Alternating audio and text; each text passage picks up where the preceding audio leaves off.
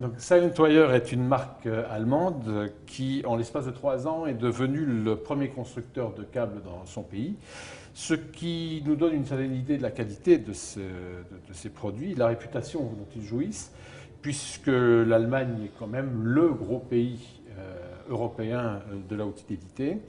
Et voilà donc ces câbles qui ont un certain nombre de particularités. On va retenir surtout, et on retrouve ça dans pas mal de fabrications chez eux, le fait d'isoler les conducteurs par de l'air. Le principe est tout simple, c'est que chez Silent-Wire, ils se sont aperçus que le meilleur isolant était l'air. Ainsi, les lignes haute tension, d'ailleurs, n'ont pas d'isolant. Et qu'un problème fréquent au niveau des câbles de liaison, câbles haut-parleurs, câbles de liaison RCA ou symétrique, c'était la gaine. Donc on peut avoir un excellent conducteur, très très pur, mais la gaine se comporte souvent comme un semi-conducteur, c'est-à-dire semi-conducteur au sens de mauvais conducteur.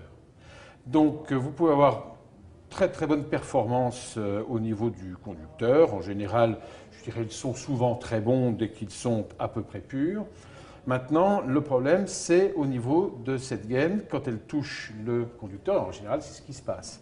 Alors, ne pas isoler un câble, évidemment, ce n'est pas possible. On n'imagine pas avoir des câbles électriques sans isolant. Donc, ils sont bien obligés de le faire. La particularité de Silent-Wire, c'est d'avoir mis au point un système que l'on peut voir sur ce câble, qui est en fait un strap, qui sont des entretoises. Donc on voit peut-être là à travers cette gaine transparente, on voit ici des éléments noirs qui tiennent en fait cette gaine à distance, qui l'interdisent de toucher, de coller contre le conducteur. Donc cette gaine est tenue à distance. On a 80% d'air dans le système d'isolation. Alors ça, c'est quelque chose que Silent-Wire a réussi à mettre au point, mais pour aller plus loin, et ça explique d'ailleurs une partie du prix qui est assez élevé chez ce fabricant, c'est qu'il n'est pas question, évidemment, à cause, comment dirais-je, de l'altération du conducteur, de le vernir, puisqu'on reprend à nouveau, on retrouve les mêmes problèmes. Donc le câble, pour garder ses qualités, doit rester tel quel. Donc pour qu'il ne s'altère pas avec le temps, en plus ces câbles sont garantis 10 ans, de telle manière que le câble ne puisse pas s'oxyder, donc il est poli 7 fois.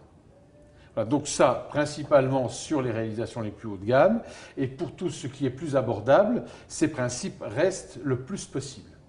Donc on garde toujours cette idée d'avoir de l'air autour du conducteur. Donc on retrouve ça ici sur ce câble secteur que j'ai dans les mains.